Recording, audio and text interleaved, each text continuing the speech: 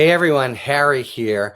To explain a decision of the Minnesota Supreme Court that may be being reported as they're rejecting the 14th Amendment Section 3 claim, but it's a lot more complicated than that, and they really haven't done that yet. So let me explain. Remember the claim? Hey, he swore an oath to the Constitution, then engaged in insurrection. Therefore, he lacks a actual qualification, same as if he were 33 years old to be on the ballot. So Minnesota court and take him off the ballot or instruct the Secretary of State to do it. All right, here's what the Minnesota Supreme Court said.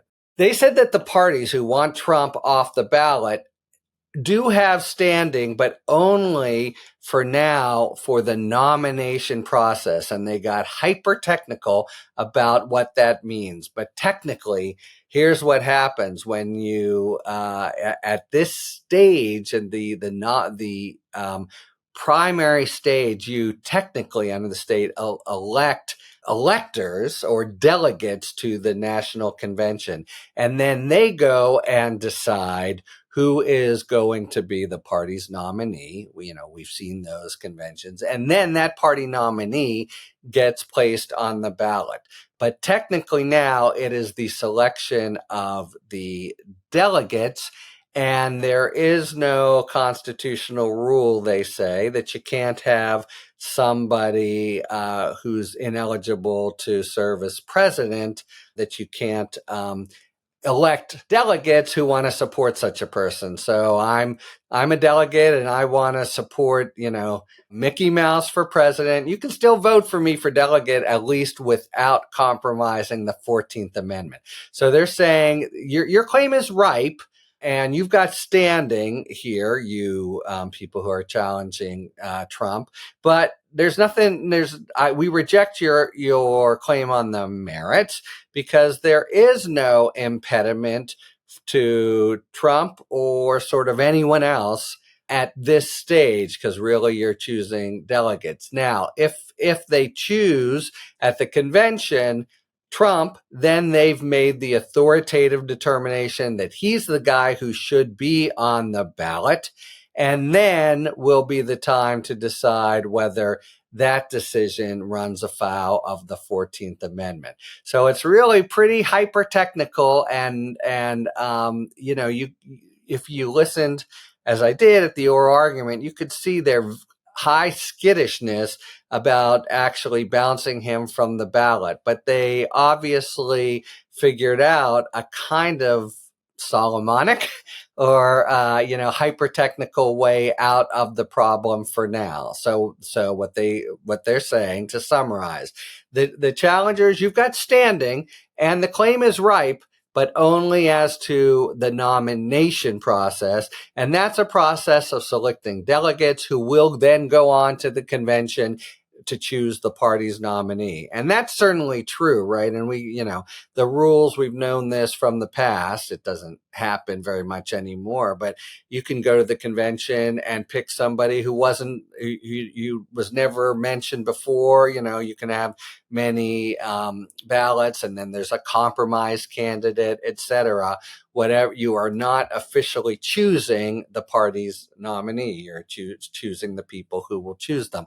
Now, you choose them based on who they, in 2023 anyway, based on whom they say they support. And it feels a lot like you're nominating Trump to be on the ballot, but you're technically, legalistically, and rules is rules, not doing that. So the court's saying, for what you're doing, choosing delegates, yeah, you've got standing and it's right, but there's no problem. Anybody can. The 14th Amendment talks about who can be the candidate for president, and that's not who he is yet. Now, turning to, but what about their claim that he shouldn't be the candidate? There, says the Minnesota Supreme Court, your claim isn't ripe and you don't have standing because the convention hasn't occurred and the party hasn't made a decision. We want Donald Trump to be our nominee. And that it's only at that point that, you run the printing presses and begin to put his name on. And at that point, if you voters who feel aggrieved because the official mechanism that decides who the nominee is and who goes on the ballot has chosen someone you think is not qualified, then you can bring it back and adjudicate it. Now, of course, were that to happen, probably the Minnesota Supreme Court, based on their oral argument, would be returning to the refrain, I don't know if this is for us, maybe it's for Congress, punting. But they obviously didn't want a bottom line there and deflect responsibility. And they obviously didn't want a bottom line at saying, Trump can be on the ballot. So they came up with a ingenious, you could say, way of adjudicating for now.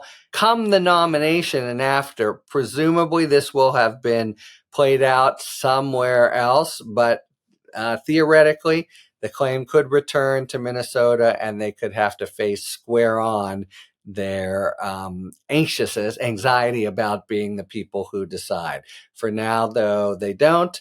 But it's also, to the extent you're seeing headlines, Minnesota Supreme Court rejects a challenge to Trump based on 14th Amendment. Those are overstated as well. It's really better to explain that they punted on the claim until the Trump would be the actual nominee as chosen by the delegates at the convention.